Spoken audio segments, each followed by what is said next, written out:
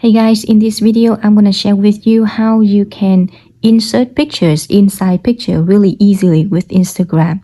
So first of all, you need to open your Instagram and you choose this home button and you tap on this plus button. This is to add a story. Then you're gonna choose a picture and this is your background. Now I want you to just swipe up like this, and there are so many features right here, and you want to see this picture icon right here. Now you can just tap on that and it will allow you to insert one picture here, and you can just move it anywhere, or you can swipe up one more time, tap on that. Now you can move it anywhere. Next, you can just do like this. Okay, you just prepare some of your picture first and you can do like this.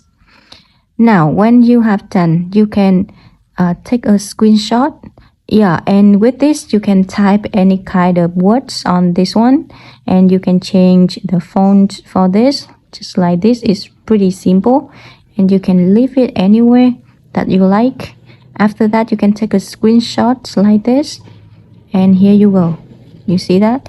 This is how easily you can create pictures with Instagram, and it's free. You also can edit your videos with Instagram too. Okay, so that's it for this video. I hope that helps. If you have any questions, feel free to let me know. And this is Sydney from hithanhdotcom, and bye bye.